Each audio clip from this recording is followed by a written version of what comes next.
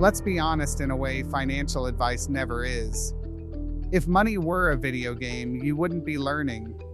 You'd be bleeding out slowly while the game politely asks if you'd like to borrow another life, with interest.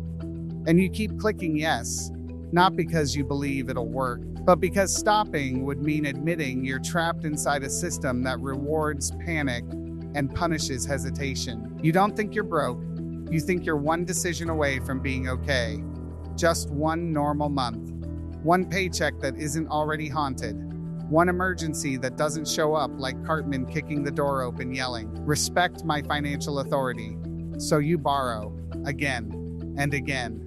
Each time telling yourself, this is the last time. The same way people say just one more episode while their life quietly dissolves in the background. This isn't about bad habits. This is about survival instincts firing in a rigged environment. And right now, your instincts are holding a shovel and smiling. Let's talk about how to make it stop before the hole decides for you. Before we go any further, hit like and subscribe the video. Seriously, not because it helps me, because it helps the algorithm stop feeding this to crypto bros and start feeding it to people who are actually stressed. All right, let's continue ruining your illusions. This video is not about budgeting, it's not about cutting lattes, and it's definitely not about waking up at 5 a.m. to grind like a LinkedIn psychopath. If someone tells you to just earn more, that's not advice. That's the financial version of telling a drowning person to just swim harder. You already know how money works. That's not the problem. The problem is what happens when life punches you in the face and your wallet flinches. Every financial disaster starts the same way. Something breaks. Something goes wrong. Something unexpected shows up like Randy Marsh with a terrible idea. And instead of stopping, you grab a shovel, credit card, BenPL. Future me will deal with it. Congratulations.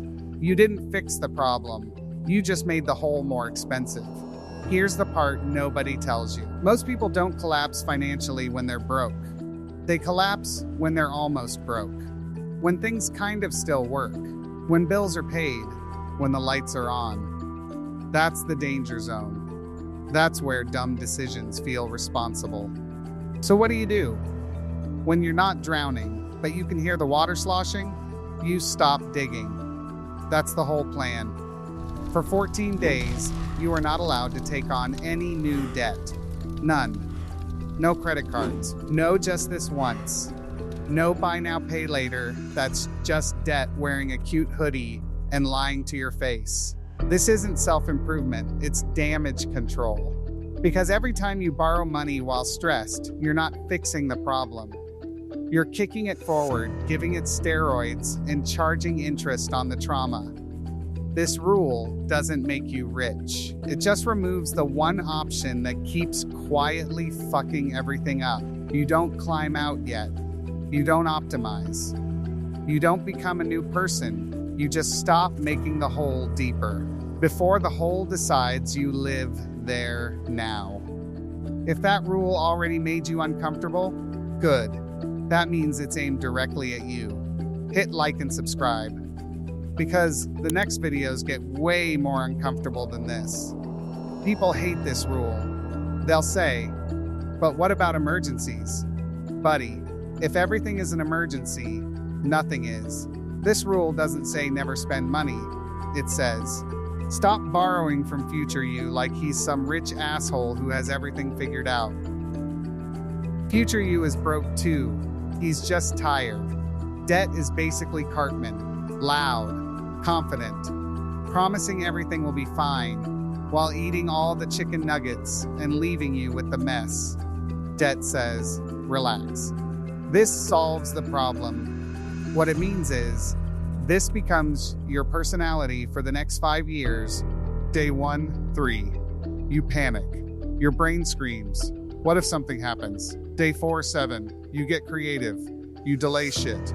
You suddenly remember half your problems can wait. Day 8, 14. Something wild happens.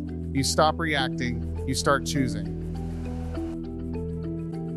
Most expenses aren't urgent. They're emotional support purchases with interest. Let's kill this fantasy right now. This is not discipline. Discipline is the lie finance bros sell you while standing in front of a rented Lamborghini, telling you poverty is a mindset issue. Discipline is what people talk about when they've never had to choose between groceries and rent and still want to feel morally superior.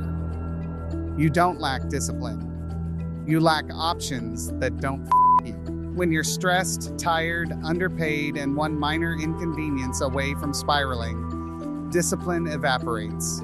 Your brain doesn't go, let's make a rational long-term decision. It goes, shut the pain up right now. And debt is the painkiller. Fast, convenient, addictive as shit. This rule works because it removes the drug. No negotiation, no but what if, no Cartman-ass logic like I deserve this while actively burning the future for dopamine. When borrowing isn't allowed, your brain stops pitching bullshit ideas like a desperate salesman. You see the truth, half your emergencies are just discomfort in a trench coat. Most of your spending wasn't survival, it was anxiety wearing a credit card. This rule doesn't make you disciplined. It makes you harder to manipulate by banks, by ads, and by the stupid voice in your head that keeps saying, this time it'll be different. It won't be different. That's the point. If this video helped even a little, like it and also subscribe. Share it with someone who keeps saying, I'm fine, while absolutely not being fine. And comment 14 days if you're trying this. Not for motivation, for visibility. People need to know they're not alone in this shit. This won't make you rich. It won't fix capitalism. It won't turn you into a finance monk living on rice and vibes. What it does is simpler. It makes you harder to over by banks, by timing, and by your own panic. This was the stabilizer, the pause button, the moment you stop making things worse.